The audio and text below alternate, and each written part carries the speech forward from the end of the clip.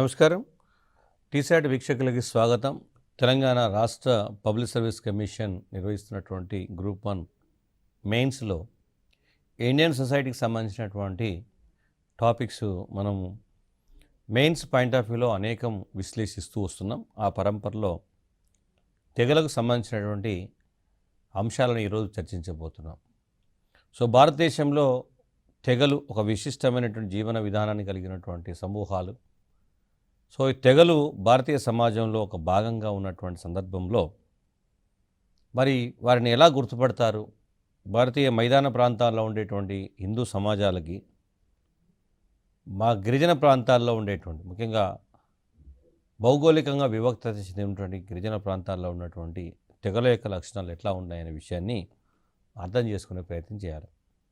So ఒకసారి కనుక మనం పరిశీలిస్తే తెగలు అంటే ఎవరు, గిరిజనులు అంటే ఎవరు అని చెప్పేటప్పుడు చారిత్రక నేపథ్యాన్ని కూడా మనం పరిగణలోకి తీసుకోవాలి. మానవ సమాజాల్లో అతి ప్రాచీనమైనటువంటి సమూహాలు అని చెప్తారు. ప్రిమిటివ్ గ్రూప్స్ ఇవి యాక్చువల్గా. సో వీళ్ళు అత్యంత అందరికంటే ప్రాచీనంగా ఉన్నటువంటి వాళ్ళు అని అర్థం. అందుకే వీరిని ఆదివాసులు, మొదట నివసించినటువంటి వాసులు అంటారు. ఆది అంటే మొదట అని అర్థం. సో మొదట ఈ భూమిపైన నివసించినటువంటి వారు ఆదివాసులు అని గుర్తుపెట్టుకోవాలి. సో తెగలకు సంబంధించినటువంటి అంశాలపైన అనేక మంది సామాజిక శాస్త్రవేత్తలు అధ్యయనం చేశారు. దాంట్లో లూయిస్ హెన్రీ మోర్గాన్ అనేటువంటి సామాజిక శాస్త్రవేత్త ప్రాచీన సమాజం అనేటువంటి ఒక గ్రంథాన్ని రాశాడు. ఈ గ్రంథంలో ఆదివాసుల గురించి వివరించేటువంటి ప్రయత్నం చేశాడు. సర్ లూయిస్ హెన్రీ మోర్గాన్ అనేటువంటి సామాజిక శాస్త్రవేత్త ప్రాచీన సమాజం అనేటువంటి గ్రంథంలో ఆదివాసుల గురించి వివరించినటువంటి సందర్భం ఉంది. సో ఓవరాల్గా తెగలకు సంబంధించినటువంటి కొన్ని లక్షణాలు కనుక పరిశీలిస్తే తెగలు భౌగోళికంగా వివక్తత చెంది ఉంటారు. మీరు అప్పటికి ఎక్కడికైనా గమనించండి, భారతదేశంలో మైదాన ప్రాంతాల్లో ఉండేటువంటి ప్రజలకి భౌగోళికంగా వాళ్ళు వివక్త చెంది ఉంటారు. ఇప్పుడు మనం తండాలు, గ్రామ పంచాయతీలకు సంబంధించి చూస్తే గ్రామాలకు చివరన తండే అది ఇప్పుడు బంజారా తండాలు కావచ్చు, లేదా కోయగూడెం కావచ్చు, చెంచుగూడెములు కావచ్చు, గోండ్లు నిర్వసించే ప్రాంతాలు ఏవైతున్నాయో ఏవి చూసినా కానీ భౌగోళికంగా వివక్తత చెంది ఉంటాయి, సపరేట్ అయి ఉంటాయి, మనకి జాగ్రఫికల్ కలిసి ఉండరు. అట్లాగే ట్రైబల్ ఏరియాస్లో వేరే వాళ్ళు వచ్చి కూడా మనకు నివాసాన్ని ఏర్పాటు చేసుకునేటువంటి సందర్భం కనపడదు. సో జాగ్రఫికల్లో దే ఆర్ ఐసోలేటెడ్ పీపుల్. ఒకే పేరు ఉంటుంది, వారికి ఒక పేరు ఉంటుంది. అట్లాగే ఒకే భాష, ఒకటే లాంగ్వేజ్ ఉంటుంది. దాంతోపాటు విశిష్టమైనటువంటి సంస్కృతి ఉంటుంది. సో తెగలకు సంబంధించి చెప్పేటప్పుడు ఒకే పేరు, ఒకే భాష, విశిష్టమైనటువంటి సంస్కృతిని కలిగి ఉండటం అనేది కూడా మౌలికమైనటువంటి అంశంగా చూసుకోవాలి. అట్లాగే కులం ఎట్లయితే ఒక అంతర్వివాహ సమూహం ఉందో, అంటే ఒక కులంలోని వ్యక్తులు ఎట్లయితే ఒక కులంలోని అదే కులంలోని వ్యక్తులు వివాహం చేసుకోవాలనే ఆంక్షలు, నిబంధన ఉంటుందో తెగలలో కూడా అదే కనబడుతుంది మనకు. తెగ కూడా ఒక అంతర్వివాహ సమూహం, ఎండోగెమిక్. అంటే ఒక తెగలో ఉండేటువంటి వారు ఆ తెగలోని వారిని వివాహం చేసుకునేటువంటి ఆచారం ఉంటుంది. అంతర్వివాహం అంటే ఒక తెగలోని వారు ఆ తెగలోని. సో అట్లాగే బలమైనటువంటి బంధుత్వ వ్యవస్థను కలిగి ఉండటం. అదేవిధంగా ఇక్కడ గమనించాల్సింది ఏంటంటే వివాహంతో పాటు బలమైన బంధుత్వ వ్యవస్థ ఉంటుందని చెప్తున్నప్పుడు మీరు ఏదైనా గూడెం తీసుకోండి, చెంచులు ఒక బంధుత్వ సమూహానికి చెందినటువంటి వాళ్ళు మాత్రమే ఒక 10 ఇండ్లు 20 ఇండ్లు కలిసి ఒక దగ్గర ఎక్కడో అడవి మధ్యలో ఏర్పాటు చేసుకుంటారు. వీళ్ళందరూ కూడా బంధువులే అయి ఉంటారు. అందుకే వాళ్ళంత ధైర్యంగా అంత చిన్న సమూహాలుగా జీవించేటువంటి సాహసం చేస్తారు. అడవుల మధ్యలో, కొండలలో, గుట్టలలో ఒక 10-20 ఇండ్లు మాత్రమే ఉండి వాళ్ళు ఎట్లా జీవనాన్ని కొనసాగిస్తున్నారు అన్నప్పుడు, సో వీళ్ళందరూ కూడా బంధువర్గానికి, ఒకే బంధువర్గానికి, ఒకే తెగకు చెందినటువంటి వారు అనేటువంటి భావన ఉంటుంది. దాంతోపాటు వీళ్ళు మతానికి, ఇంద్రజాలానికి రెండింటికి కూడా ప్రాధాన్యత ఇచ్చేటువంటి సందర్భం ఉంటుంది. మతానికి, ఇంద్రజాలానికి కూడా రెండింటికి కూడా ప్రాధాన్యత ఇవ్వడం. అంటే మంచి శక్తులు ఎట్లయితే ఉంటాయో దుష్ట శక్తులు కూడా ఉండే అవకాశం ఉందని గిరిజనులు భావించే సందర్భం ఉంది. దాంతోపాటుగా వీళ్ళకు ఉండేటువంటి మౌలిక లక్షణం ఏంటంటే గిరిజనేతలను చూసి భయపడడం కూడా ఒక లక్షణం.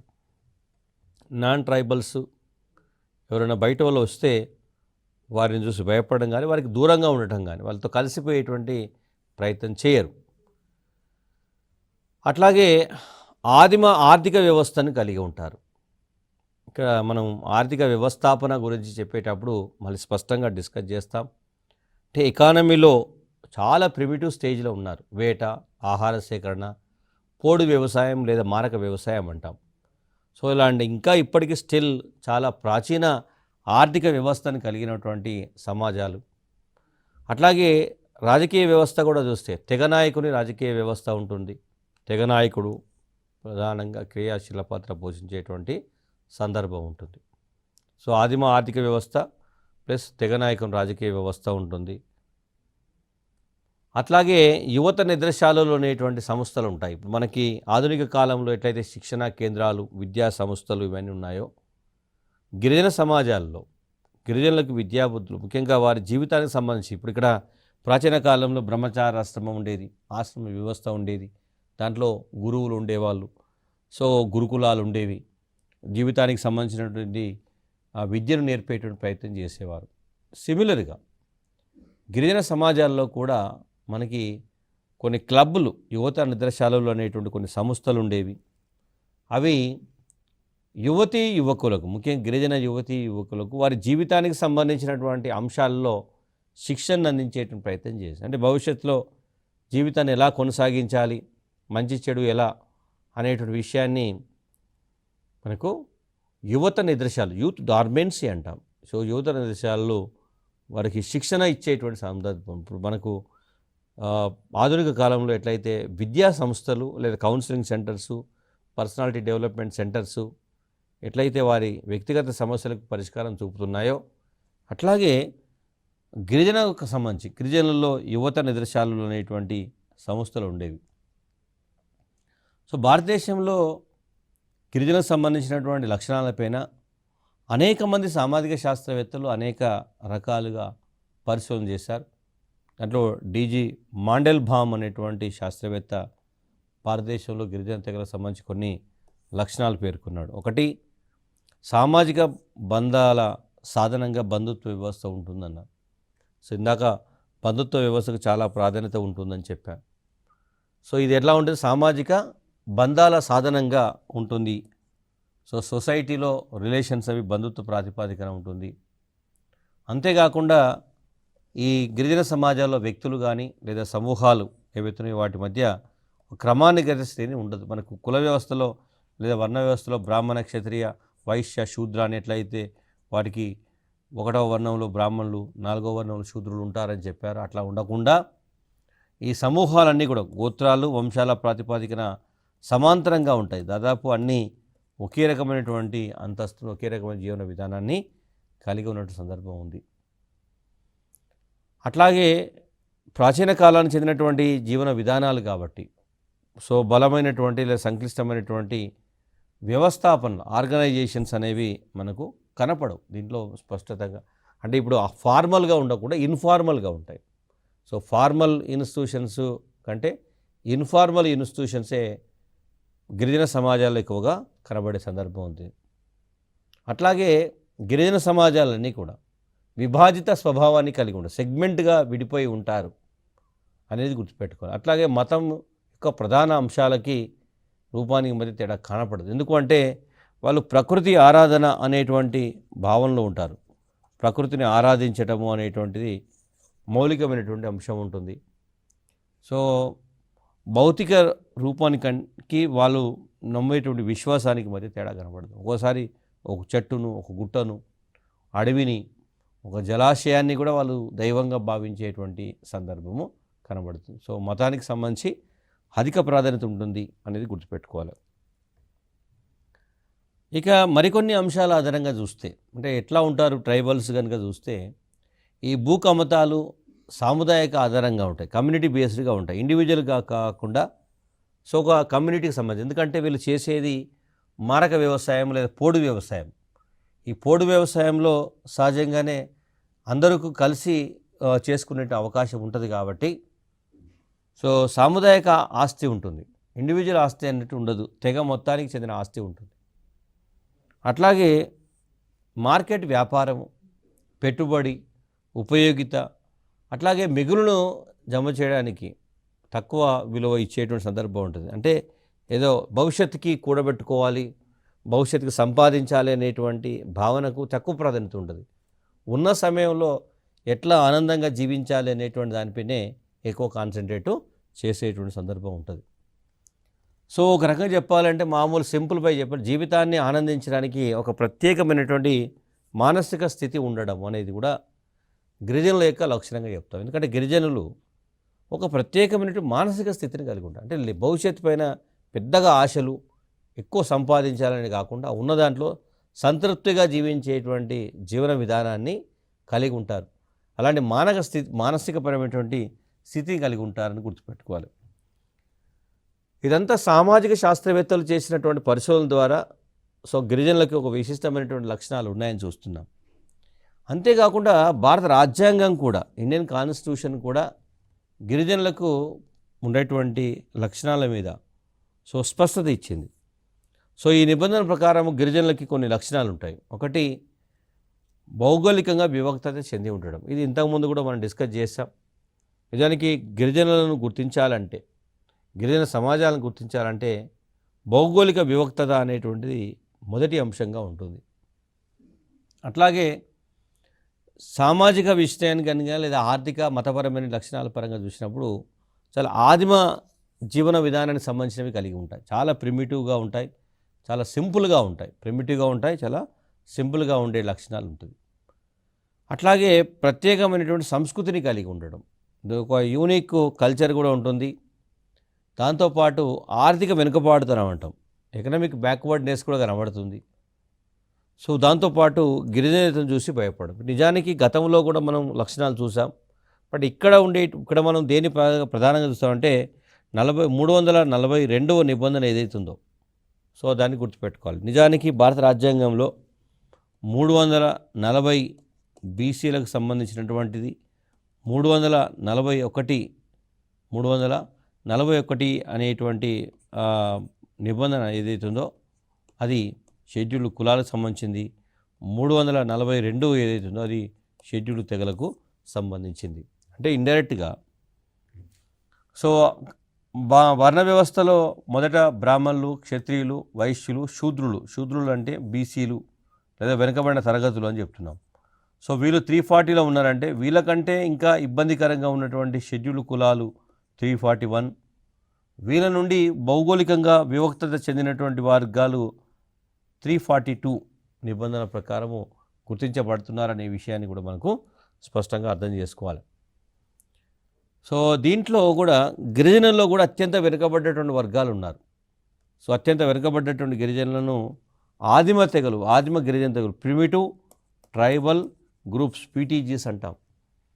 ఒకవేళ మనం ట్రైబల్కి ఏదైనా కార్యక్రమాలు చేపట్టాలనుకున్నప్పుడు, ట్రైబల్ గిరిజన సమాజాలని మనం బాగుపరచాలనుకున్నప్పుడు దాంట్లో అత్యంత వెనుకబడ్డటువంటి వర్గాలను గుర్తించే ప్రయత్నం చేయాలి. దానికి సంబంధించి చెప్పేటప్పుడు ఆ వెనుకబడ్డ వర్గాలను ఎట్లా గుర్తిస్తారు, గిరిజనుల్లో వెనుకబడ్డటువంటి వారిని ఎట్లా గుర్తిస్తారు అంటే ఆదిమ గిరిజన తెగలు అనేటువంటి పదంతో గుర్తించే ప్రయత్నం చేస్తారు. ఏముంటుంది ఈ ఆదిమ గిరిజన తెగలకు ఉండేటువంటి మౌలిక లక్షణాలు ఏమిటని చూస్తే, ఒకటి, జనాభా అతి తక్కువగా ఉండటం, చాలా తక్కువగా ఉంటుంది. ఒక్కోసారి అంతరించిపోయేటువంటి దశలో కూడా ఉంటుంది. ఇప్పుడు కొన్ని తెగలు, కొండరెడ్లు లాంటి కొన్ని తెగలు చూస్తే చాలా తగ్గిపోయాయని చూస్తున్నాం. అట్లాగే దేశవ్యాప్తంగా అంటే తెలంగాణలో మనకు ప్రధానంగా ఉన్నటువంటి కొన్ని తెగలు అంతరించిపోయేటువంటి దశలో ఉన్నాయి. ఇప్పుడు చెంచులు చాలా తక్కువ సంఖ్యలో ఉన్నారు, కొండరెడ్లు. అంటే ఇవన్నీ కూడా మనకి ఏం భవిష్యత్తులో వీళ్ళని కాపాడుకోవాల్సిన అవసరము ఉంది అని స్పష్టంగా అర్థమవుతుంది. దాంతోపాటు ఏకాంత జీవనం ఉంటుంది, చాలా లోన్లీ లైఫ్ ఉంటారు వాళ్ళు, మిగతా ఎవరితో కూడా కలిసే ప్రయత్నం చేయరు. ఎందుకు, భౌగోళికంగా వివక్త చెంది ఉన్నప్పుడు, జాగ్రఫికల్గా ఐసోలేట్ అయి ఉన్నప్పుడు ఆటోమేటిక్గా వారు మిగతా వారితో కలిసే అవకాశం ఉండదు. కాబట్టి ఏకాంత జీవనం ఉంటుంది, ఏకరూప సముదాయం ఉంటుంది, అందరూ బంధువులు అవుతారు ఆ సమూహంలో ఉండేటువంటి వాళ్ళందరూ. కాబట్టి అందరూ ఒకే రూపంలో కనబడతారు, ఏకరూప సముదాయము. దాంతోపాటు మార్పును అంగీకరించకపోవడం. ఏదైనా మార్పు వస్తుంది అంటే ట్రైబల్స్ ఆ మార్పు కాకుండా సంప్రదాయ పద్ధతుల్లో ఉండాలని కోరుకునేటువంటి మనస్తత్వాన్ని కలిగి ఉంటారు. అంటే ఆ కొత్త మార్పు వల్ల మనకు నష్టం జరుగుతుందనేటువంటి ఒక అపోహలో ఉన్నటువంటి సందర్భం ఉంటుంది. అట్లాగే వేట, ఆహార సేకరణ, మారక వ్యవసాయంపై ఆధారపడి జీవించేటువంటి స్థితిలో ఉంటారు. వేట, ఆహార సేకరణ, మారక వ్యవసాయం లాంటి మౌలికమైనటువంటి జీవన విధానాలు ఏవైతే ఉన్నాయో, ఆర్థిక వ్యవస్థ ఏదైతుందో వాటిపై ఆధారపడి జీవించేటువంటి సందర్భం ఉంటుంది. సో ఈ ప్రిమిటివ్ ట్రైబల్ గ్రూప్స్ ముఖ్యంగా అండమాన్ వాసులు ఎవరైతే ఉన్నారో చాలా తక్కువ సంఖ్యలో ఉన్న సెంటినీల్స్ లాంటి తెగలు చూస్తే చాలా తగ్గిపోతున్నట్టు సందర్భం ఉంది. అట్లాగే నాగర్ కర్నూలులో ఉండేటువంటి చెంచులు, దాంతోపాటు కొండరెడ్లు లాంటి మనకి ఖమ్మం పరిసర ప్రాంతాల్లో ఉన్నటువంటి కొండరెడ్లు కావచ్చు. సో అది గుర్తుపెట్టుకోవాలి. ఇక మౌలికమైనటువంటి తేడాను కనుక గమనిస్తే, అంటే షెడ్యూల్డ్ కులాలకి షెడ్యూల్డ్ తెగలకు ఉన్నటువంటి మౌలికమైన తేడా ఏమిటి అని చూస్తే, షెడ్యూల్డ్ కులాలు సామాజికంగా వివక్షతకు గురయ్యారు, సామాజికంగా దోపిడీకి గురయ్యారు. అంటరానితనము, అస్పృశ్యత, సామాజిక వివక్షత రూపంలో వెల్లడైన సందర్భం ఉంది. షెడ్యూల్డ్ తెగలకు ఆ సమస్య లేదు, ఎందుకంటే షెడ్యూల్డ్ తెగలు భారతీయ సమాజంలో భాగం కాదు. ఎందుకు? జాగ్రఫికల్గా వాళ్ళు ఐసోలేట్ అయి ఉన్నారు, వేరుగా ఉన్నటువంటి సందర్భం ఉంది. కాబట్టి షెడ్యూల్డ్ తెగలు ఆర్థికంగా దోపిడీకి గురయ్యారు, ఎకనామికల్గా దోపిడీకి గురైనటువంటి సందర్భం కనబడుతుంది. ఎందుకు అంటే వీరికి ఉండేటువంటి భూములను లాక్కున్నారు, అడవులపై ఉండేటువంటి హక్కులను తీసివేశారు. సో అడవులను వాణిజ్యం కోసం ఉపయోగించుకునే ప్రయత్నం చేశారు, అక్కడ ఉన్న గిరిజనులను బయటికి పంపించే ప్రయత్నం చేస్తారు. కాబట్టి సామాజికంగా షెడ్యూల్డ్ కులాలు వివక్షకు గురైతే, ఆర్థికంగా షెడ్యూల్డ్ తెగలు వివక్షకు గురైనటువంటి సందర్భం ఉంది. సో ఇది మౌలికమైన తేడాను కూడా గమనించే ప్రయత్నం చేయాలి. అట్లాగే భారతదేశంలో ఉండేటువంటి తెగల మధ్య జాతి కానీ లేదా భాష లేదా సామాజిక సాంస్కృతిక అంశాల పరంగా మనకి అనేక తేడాలు కనబడతాయి. ఇప్పుడు ఇక్కడికి వచ్చినటువంటి అంటే సందర్భం ఏంటంటే, భారతదేశంలో ప్రధానమైనటువంటి అంశం ఏమిటి అంటే కులం అని చెప్పుకుంటూ వచ్చినాం. బట్ ఇక్కడికి వచ్చేసరికి ఏమవుతుంది, కులంతో పాటు తెగ అనేటువంటి ప్రత్యేక సందర్భాన్ని కూడా తీసుకుంటున్నాం. సో ఈ తెగలో మరి అనేక రకాలైనటువంటి విభిన్నమైనటువంటి జీవన విధానాలు కనబడతాయి. ఒక్కొక్క తెగ ఒక్కోసారి ఒక జాతిగా పరిగణించబడుతుంది, ఆ జాతికి ఒక ప్రత్యేకమైనటువంటి భాష ఉంటుంది, అట్లాగే ప్రత్యేకమైన సామాజిక నేపథ్యం ఉంటుంది, సాంస్కృతిక నేపథ్యం కూడా స్పష్టంగా కనపడుతుంది. ఇది విడివిడిగా ఉంటుంది. ఇప్పుడు కొండరెడ్లను కోయలతో కంపేర్ చేయలేము, కోయాలను గోండ్స్తో కంపేర్ చేసే సందర్భం ఉండదు. సో ఎవరి భాష వారిదే, ఎవరి సామాజిక సాంస్కృతిక జీవనం వారిదే అనేటువంటిది మనకు స్పష్టంగా అర్థమవుతుంది. అంతేకాకుండా భారతదేశంలో ఉండేటువంటి తెగలు చాలా ప్రాచీన కాలానికి చెందిన వారని చెప్పడానికి ఆధారం ఏంటంటే, ప్రోటో ఆస్ట్రలాయిడ్కి సంబంధించినటువంటి జాతి లక్షణాలు కనబడతాయి. సో దీని ద్వారా మనకు ఇంకొక మెసేజీ, భారతీయ సమాజంలో అత్యంత ప్రాచీన కాలానికి చెందినటువంటి తెగలు కూడా ఉన్నారు అనేటువంటిది. సో నిజానికి ప్రపంచంలో ఆఫ్రికా ఖండం తర్వాత, ఆఫ్రికా ఖండం తర్వాత మొత్తం ఆఫ్రికాలో 53 ఆఫ్రికన్ యూనియన్ దేశాలు ఉన్నాయి. సో ఆఫ్రికా ఖండం తర్వాత అత్యధిక గిరిజన జనాభా భారతదేశంలో ఉన్న సందర్భం ఉంది. సో కాబట్టి అంతేకాకుండా ఈ జనాభా అత్యంత ప్రాచీన కాలానికి చెందినటువంటి సందర్భం ఉంది. దాంతోపాటుగా హిమాలయన్ పర్వత ప్రాంతాల్లో ఉండేటువంటి వాళ్ళలో ఎక్కువగా మంగోలాయిడ్ జాతులుగా, మనకి చైనా బార్డర్లో ఉండేటువంటి వాళ్ళందరూ కూడా మంగోలాయిడ్, అరుణాచల్ ప్రదేశ్, ఇప్పుడు ఈశాన్య భారతంలో ఉన్నటువంటి ప్రజలు ఎక్కువగా మంగోలియానికి వచ్చినటువంటి వాళ్ళుగా భావిస్తారు. మంగోలాయిడ్ జాతికి చెందినటువంటి వాళ్ళు ఎక్కువగా కనబడతారు. అట్లాగే ఇతర ప్రాంతాల్లో మనకి మెడిటేరియన్ కావచ్చు, నెగ్రిటో లక్షణాలు, భారతదేశంలో నెగ్రిటో ఉన్నటువంటి సందర్భాన్ని చూస్తే అతి ప్రాచీన కాలానికి చెందినటువంటి మానవ సమాజాలు ఉన్నాయి అనేది అర్థమవుతున్నది. అట్లాగే భారతదేశంలో గిరిజన భాషలు ప్రధానంగా ఈ ఆస్టిక్ భాషా కుటుంబానికి, ద్రవిడియన్ భాషా కుటుంబానికి, టిబెటో చైనీస్ భాషా కుటుంబాలకు చెందినవిగా గుర్తించే ప్రయత్నం చేశారు. సో కాబట్టి అటు భాషాపరంగా చూస్తే, అట్లాగే జాతుల పరంగా చూసినప్పుడు భారతదేశం అత్యంత ప్రాచీన కాలానికి చెందిందని చెప్పడానికి ఆధారము గిరిజనుల యొక్క ఉనికి అనేది మనం గుర్తుపెట్టుకోవాలి. ఇలా ఉన్నటువంటి గిరిజనులు ఎట్లా వ్యవస్థాపన జరిగి ఉన్నారు, ట్రైబల్ ఆర్గనైజేషన్ ఎలా ఉంటుంది అని చూస్తే, గిరిజన సమాజాల్లో ఈ సామాజిక, ఆర్థిక, రాజకీయ, మతపరమైన వ్యవస్థలు ఎట్లయితే అమరి ఉన్నాయో, ఒక పద్ధతి ప్రకారం అమరి ఉంటే ఆ అమరికనే తెగల వ్యవస్థాపన అంటారు. అంటే ఒక్కొక్క తెగకి ఒక ప్రత్యేకమైనటువంటి జీవన విధానం ఉంటుంది. సో వీళ్ళు ఒక ప్రత్యేకం మిగతా వారితో కంపేర్ చేసినప్పుడు భిన్నంగా ఉండే సందర్భం పడుతుంది. అట్లా గిరిజన సమాజాల్లో కూడా ఈ రాజకీయ వ్యవస్థ, ఆర్థిక వ్యవస్థ, మత వ్యవస్థ ఒక పద్ధతి ప్రకారము, ఒక సిద్ధాంతపరంగా అమర్చబడి ఉన్నటువంటి సందర్భం ఉంటుంది. అట్లా అమర్చబడటాన్ని ట్రైబల్ ఆర్గనైజేషను, తెగల వ్యవస్థాపన అంటారు.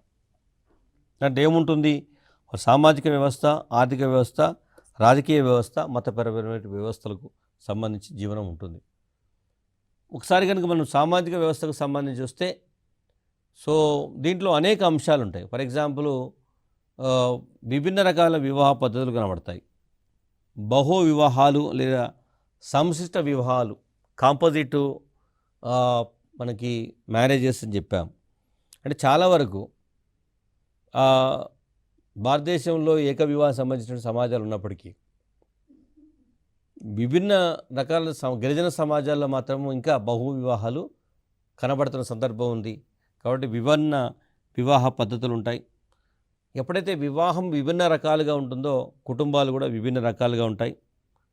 దాంతోపాటుగా విస్తృత స్థాయి బంధుత్వ సంబంధాలు కూడా ఉంటాయి. ఎందుకంటే ఇంతకుముందు కూడా డిస్కస్ చేశాం, బంధుత్వానికి అధిక ప్రాధాన్యత ఉంటుంది.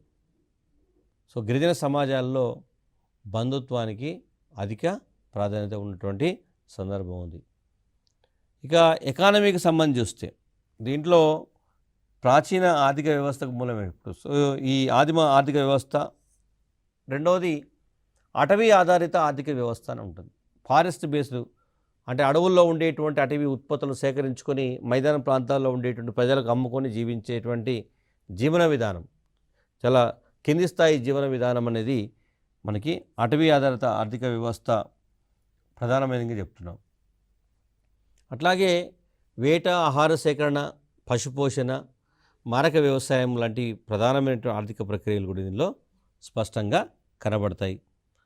సో ఓవరాల్గా చూస్తే ఈ ఆర్థిక వ్యవహారాలు, ఎకనామికల్ యాక్టివిటీస్ అన్నీ కూడా వస్తు మార్పిడి పద్ధతులు జరుగుతాయి. సో ఇక్కడ మనకి డబ్బు ప్రమేయం కనబడినటువంటి సందర్భం ఉంది. వస్తు మార్పిడి పద్ధతిలోనే ఈ ఆర్థిక వ్యవహారాలు కొనసాగుతాయి. కాబట్టి వస్తు మార్పిడిలో డబ్బు ప్రమేయం కనబడదు. డబ్బు లేదు అంటే లాభ అపేక్ష ఉండదు అనేటువంటి విషయాన్ని గుర్తుపెట్టుకోవాలి. ఇక రాజకీయ నాయకుడికి సంబంధించి వస్తే రాజకీయ వ్యవస్థలో ముఖ్యంగా తెగ నాయకుడు రాజకీయ వ్యవస్థ ఉంటుంది. సో దీంట్లో ప్రాదేశిక యూనిట్ ఆధారంగా రాజకీయ వ్యవస్థ, ఒక ప్రదేశాన్ని ఒక యూనిట్గా చేసుకుని, ఇప్పుడు మనం అసెంబ్లీ కాన్స్టిట్యుయెన్సీ, అదేవిధంగా పార్లమెంట్ కాన్స్టిట్యుయెన్సీ అని ఎట్లయితే చెప్తున్నామో, ఒక తెగ నాయకుని యొక్క ప్రాదేశిక యూనిట్, ఒక్కొక్క తెగకు, ఇప్పుడు మనకి గోండ్వాన ప్రాంతంలో గోండు రాజ్యం ఉండేది. సో కాబట్టి వాళ్ళు భౌగోళికంగా ఒక రాజకీయ వ్యవస్థను ఏర్పాటు చేస్తారు. అది ఒక ప్రాదేశిక యూనిట్గా ఉంటుంది అంటే సందర్భం గుర్తుపెట్టుకోండి. అట్లాగే ఈ గిరిజన చట్టాలు కూడా ఉంటాయి. ట్రైబల్లో కూడా కొన్ని యాక్ట్స్ చేసుకుంటారు. అవి ఎలా ఉంటాయి, బంధుత్వ ప్రాతిపాదికన ఉంటాయి. నేను గతంలో కూడా చెప్తూ వస్తున్నాం. సో గిరిజనుల్లో బంధుత్వానికి అధిక ప్రాధాన్యత ఉంటుంది. కాబట్టి ఈవెన్ చివరికి చట్టాలను రూపొందించేటప్పుడు కూడా సో ప్రధానంగా బంధుత్వ ప్రాతిపాదికలను అమలుకి తీసుకున్న సందర్భం ఉంది. అంతేకాకుండా ఈ సివిల్ విషయాల కంటే కూడా వీళ్ళు క్రిమినల్ విషయాలకే అధిక ప్రాధాన్యత ఇచ్చే పద్ధతి. అంటే సివిల్ మ్యాటర్స్ కంటే కూడా క్రిమినల్ మ్యాటర్స్కు అవకాశం ఉంటుంది. ఒక్కొక్కసారి ఈ క్రిమినల్ విషయాల విషయంలో, అంటే ఆ వివాదాన్ని పరిష్కరించే సందర్భం కానీ, పంచాయతీ తీర్పు ఇచ్చేటువంటి సందర్భంలో కానీ, సో పెద్దలు, అంటే ఆ కులానికి, ఆ గిరిజన తెగకు సంబంధించినటువంటి పెద్దలు మరణశిక్షను కూడా విధించేటువంటి అవకాశం ఉంటుంది. డెత్ సెంటెన్స్ కూడా ఇచ్చేటువంటి సందర్భం ఉంటుంది. అట్లాగే ట్రైబల్ సంబంధించి చూస్తే వీళ్ళ మతం, ఈ మతం ఎలా ఉంటుందంటే ప్రకృతి ఆరాధన, అట్లాగే మతపరమైన విశ్వాసాలు, సంస్కారాలపై ఆధారపడి ఉంటుంది. సో మతానికి అధిక ప్రాధాన్యత ఇస్తారు. ఎందుకంటే ఈ అలౌకిక శక్తులు ఏవైతే ఉన్నాయో, భారతీయ సమాజం మొదటి నుంచి కూడా ఈ సూపర్ నేచురల్ పవర్స్ నమ్ముతున్నటువంటి సమాజం ఇది. ఏదో ఒక అలౌకిక శక్తి ఈ ప్రపంచాన్ని నడుపుతున్నది. సో ఈ ప్రాంతాన్ని నడుపుతున్నది అనేటువంటి ఒక భావన ఉంది. సో ఆ నేపథ్యంలో మత వ్యవస్థకు సంబంధించి చెప్పేటప్పుడు మతపరమైనటువంటి సంస్కారాలు, మతపరమైనటువంటి విశ్వాసాలు, సో ఇవన్నీ కూడా చాలా కీలకమైనటువంటివి అనేది గుర్తుపెట్టుకోవాలి. సో ఈ అలౌకిక శక్తిని నమ్మేటువంటి సందర్భం ఏదైతుందో, అలౌకిక శక్తిని నమ్మేటువంటి సందర్భాల్లో మనకి అనేక రకాల భావనలు వెలుగులోకి వచ్చాయి. ఈ అలౌకిక శక్తిని నడిపిస్తున్నటువంటి సందర్భము ఇప్పటికీ కూడా నమ్ముతున్నాం మనం. ఇప్పటికంటే ఈరోజు కూడా ప్రకృతిలో ఏదైనా మార్పు జరిగితే అలౌకిక శక్తికి ఆగ్రహం కలిగిందని, సో అనేక రకాలుగా ఇప్పటికీ చర్చ జరుగుతుంది. సో అట్లాగే వీటిలో అనేక రకాల మత భావనలు కూడా ఉన్నాయి. ఫర్ ఎగ్జాంపుల్ సర్వాత్మవాదం అనే ఒక భావన ఉంది.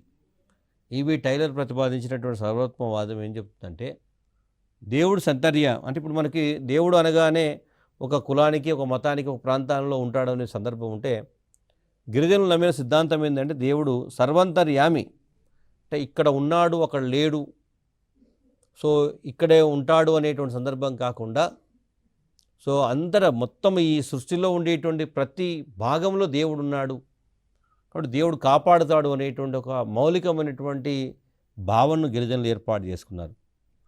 ఈ దేవుడు ఎలా ఉంటాడు? మాన అనేటువంటి అలౌకిక శక్తి రూపంలో ఉంటాడు. కాబట్టి ప్రతి తెగ ఒక మానను నమ్మడం అనేది చాలా స్పష్టంగా కనబడుతుంది. సో వారికి ప్రకృతి శక్తి కాబట్టి కొంతమంది చెట్లను దేవునిగా భావించవచ్చు, కొంతమంది దాంట్లో ఉండేటువంటి అటవీ సంపద కానీ, లేదా ఖనిజాలు కానీ, లేకపోతే జలవనరులు కానీ, వీటినైనా కానీ వాళ్ళు అలౌకిక శక్తిగా భావించి దాన్ని కొనసాగించే ప్రయత్నం చేస్తారు. సో ప్రతి తెగకు ఒక ప్రత్యేకమైనటువంటి మతపరమైన విశ్వాసం ఉన్నది కాబట్టి భారతదేశంలో అనేక రకాల మతాలు కొనసాగేటువంటి అవకాశం ఉంది. సో ఇక్కడ ఇంకొక మౌలికమైన ఒక డౌట్ ఉంది.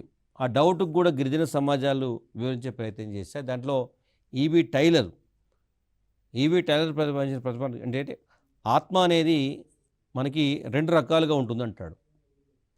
సో దీంట్లో ఈ శరీరాత్మ ఉంటుంది, స్వేచ్ఛ ఆత్మ అని 2 రకాల ఆత్మలు ఉంటాయి.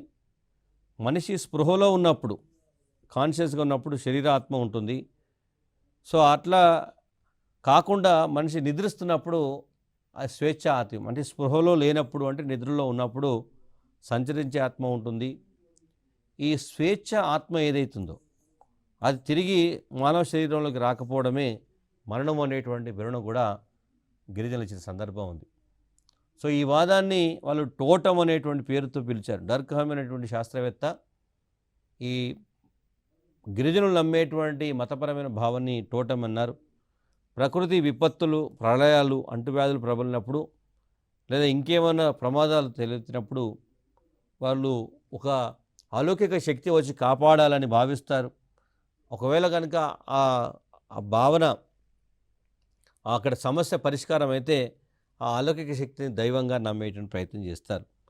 సో ఇలా ఒక అలౌకిక శక్తిని నమ్మడం ద్వారా సమస్య పరిష్కారం అవుతుందని భావించిన సందర్భమే టోటం వాదం అనేది గుర్తుపెట్టుకోవాలి.